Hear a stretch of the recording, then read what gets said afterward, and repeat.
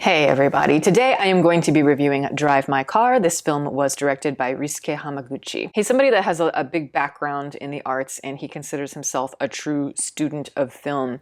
And I think that all of that is very evident here, though not necessarily in the ways that you would expect. Any influences he has, like as an example, he's talked about how much he loves like big Hollywood type movies, but all of that is more kind of subtle in terms of the influence because he seems to be working everything into kind of a new mechanism here. That is kind of difficult. I think that it might frustrate and puzzle certain people, and then there are other people that I think could gain a lot of meaning from it. I also think it could be a combination of the two, because this is a very unique experience just from an audience's perspective. And I'll admit, it's not always an easy one. It's hard for me to verbalize the experience in ways that I normally would, just, in terms of being a reviewer.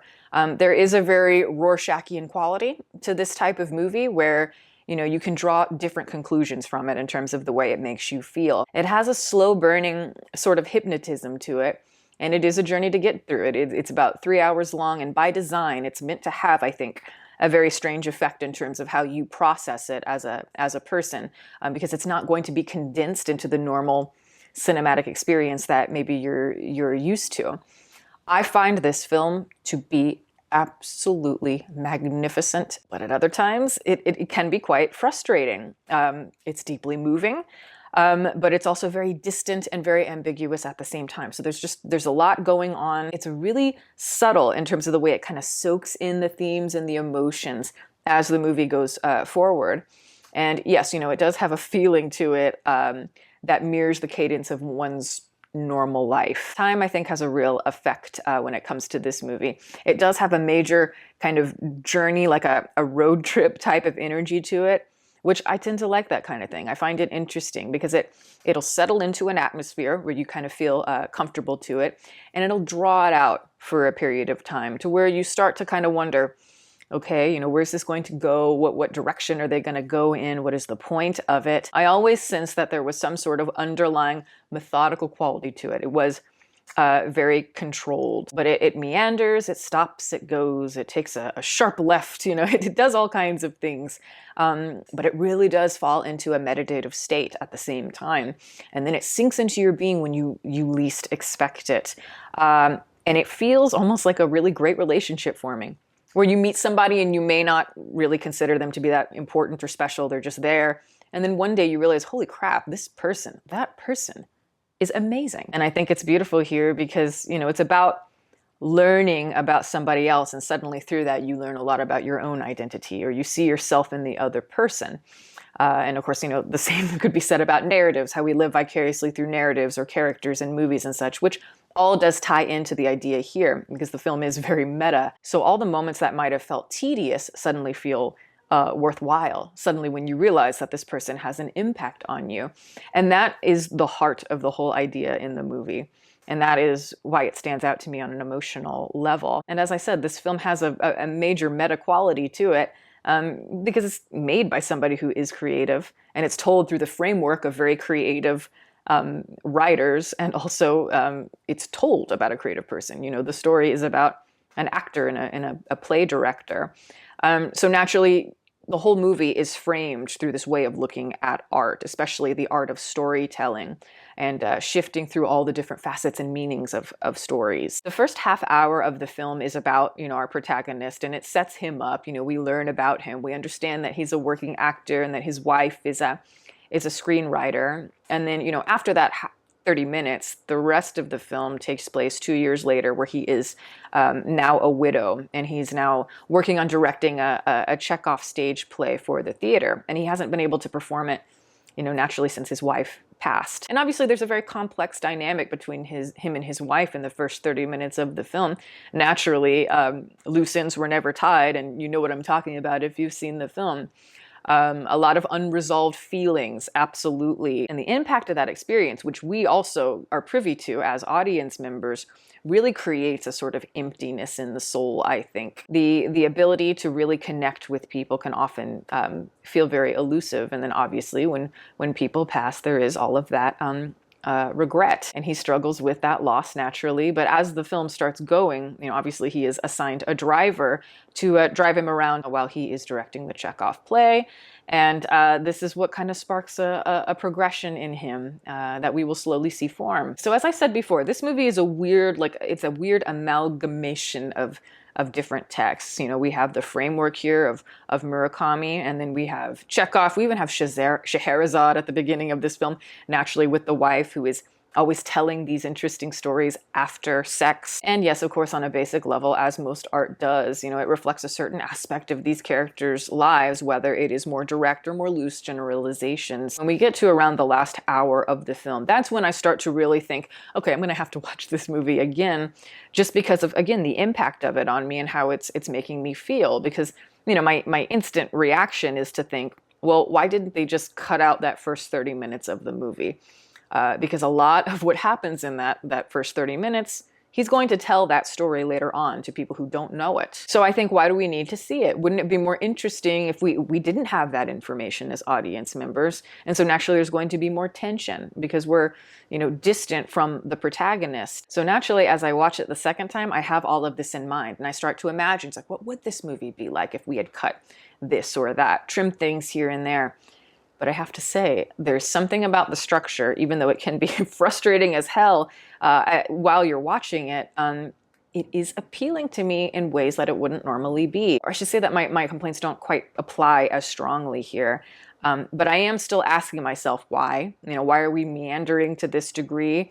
There is a lot of meta mirroring, as I said, and at times it does feel quite on the nose. And there is a lot of a sense of trying to find a creative identity as well as a real identity.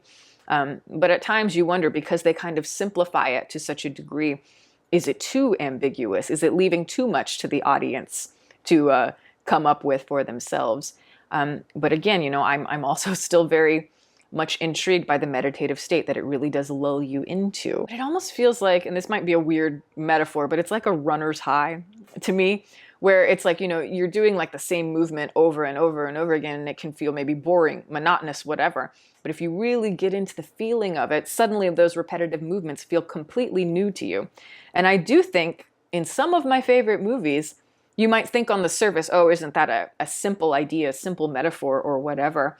But sometimes you can fall into something that you already know to be quite simple.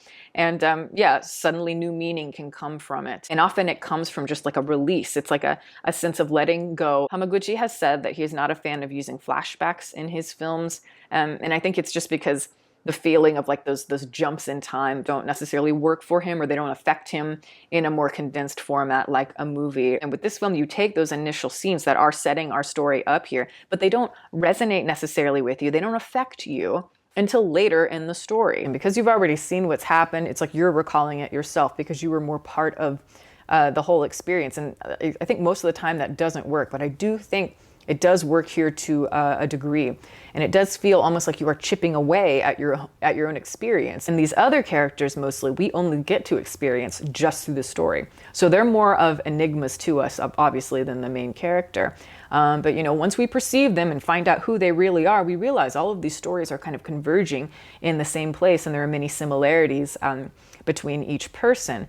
But again, it's all about timing. If the timing is right, if things converge correctly, something interesting can happen. That is life. But Chungking Express is very stylistic, and a film like this feels very barren by comparison. It's very slow and very still and very melancholy, as I said, and it reminds me of an Ozu film, just in terms of the way it looks and the way it feels while you're watching it. A lot of gray roads, a lot of tunnels, a lot of wires and factories, all of these grim images, and there's a lot of monotony and the telephone wires and such.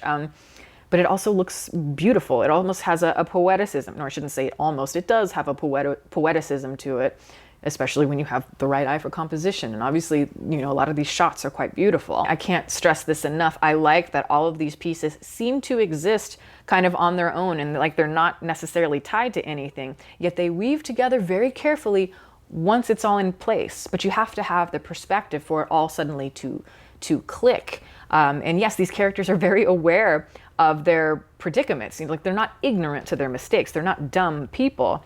Yet they use this as some sort of defense mechanism. It's like, the honesty within their feelings does remain untapped. And we need that honesty in order to feel like we've arrived at something. And I love these little incidental experiences that our main character has that help him just shape himself or be able to look himself in the mirror with more honesty.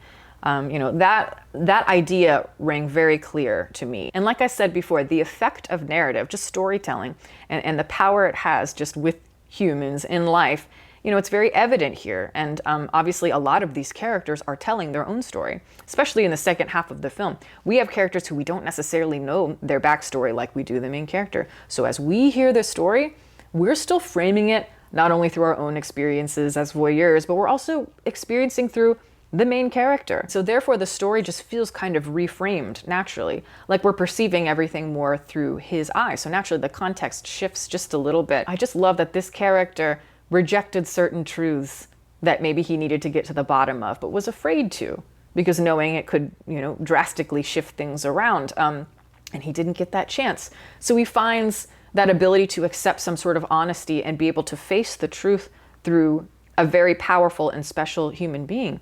And that's the breakthrough. It's like you can see the breakthrough happening on the screen, and it's magnificent. As I said, the effects of stories are exactly what fuels this story forward. When I say this story, I mean Drive My Car, the whole movie. But yes, all of the different narrative devices, they spark connection. They literally progress the story forward. It bonds people, that never would have met each other in another sense. And suddenly, they find that connection between them. But of course, stories also do color our perceptions of reality, and we begin to use often our own narratives in order to cope with life, to avoid truths, as I said, our main character does, especially in the first half of the film. Obviously, there's a big play going on in the middle of this movie, so there's a lot of behind the scenes rehearsal stuff going on here. And the play is meant to be a multilingual experience, so all the different actors are speaking in different dialects, which, one of the characters does say, it's like, I'm not sure I'm behind it, but I can understand the sentiment. I feel exactly the same way. Obviously, we can see how it serves a greater purpose on a very basic level. And naturally, yes, it's heavy-handed. I think it's meant to be a heavy-handed metaphor for finding, means of connection and communication through unlikely sources, recontextualizing things. You have to surrender to a text you might know backwards and forwards completely in a different way, because, obviously you're experiencing it completely differently. So the energy with the person has to be almost more vulnerable. You have to trust them more. You have to kind of let go of a lot of your pretenses that you might have just, speaking to somebody who knows your native tongue.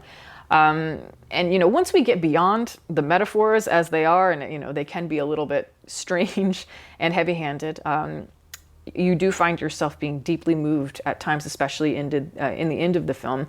There's a glorious scene with a lady who is doing sign language, and it's all silent, and it's breathtaking. Because again, once we move beyond just kind of the barriers of that communication, we kind of surrender to the simplicity of things. We surrender really to the simplicity of the moment, accepting grief and identity and moving on from it. It's tough to talk about. It's tough to experience for sure. Because I still question, is the redundant nature of things necessary always? Could it have benefited from some trimming here and there? Or would that not allow for the same impact, in terms of self-actualization? I do think personally, I lean more towards the way it's done, because there's a quality to it where it's like you're picking out strangers in a crowd. They have their own lives that we don't necessarily get to see. And of course they show us aspects of themselves, because it is all performance. Life is a play in a sense. And so we carve out the experiences based on what we know. Misaki, though, who is the driver, she is, like I said, she's the heart of everything. And I almost wish that there had been more of her character, though the way it is also works quite well. Maybe it's just enough, because she is meant to be somebody in the background who slowly rises to the forefront. But yes, I just love her performance. I love that kind of, deadpan, undeterred sort of, expression that she has. But she has very large, dark eyes that seem to take in a lot. She's a very observant person. Her similarities to the protagonist's experience here are unknown to us, obviously. And so naturally they're, unfolding through recalled stories, and that shapes everything here. There are just the most simple of moments that bring tears to my eyes just watching the movie. even just like simple shots. Like one of my favorites is where the two have a cigarette and they both are holding their hands off the roof of the car. I love the music because it feels like it's almost like thick glass that's between characters that's obscure, so you can't quite see them because, you know, there's always that feeling of loneliness. Of course, like I mentioned, the scene with the girl in the sign language at the end is just seriously just a perfect way to close the film. And the emotion really does sing at the end of this film. So often I struggle with the way films are resolved, and with this one, it's the resolution that is just the best part of it. And again, once that whole experience is had, suddenly you appreciate the film in a way that you hadn't before. And I find that effect very interesting. But in terms of would I recommend this film? Yes, yes, yes, I would. Like I have said, like it feels like maybe I'm not selling it that well because, as I said, it's a long film. It is frustrating at times. And yes, if you're going to go into it, please be awake because, you know, you really need to focus on the film. Maybe like, you know, a Saturday afternoon or something would be perfect for this, but it is worth it. I really do think that if you stick with it, give it a chance, it will all come together and you'll be like, wow, or at least I hope you will. But I would love to hear what you think about it for people who have seen it. You know, which side of the aisle do you land on? Are you more kind of like it should have been cut down, or do you kind of like the way it meanders and leads to something unexpected? But that is my review. Thank you guys so much for watching. I'm going to plug my website as always. It is deepfocuslens.com. I am an artist and I do commission portraits, and I also sell prints of my work. If that is something that you're interested in, you can always go to the website below. And if you have a question about a commission or a print, you can always email me.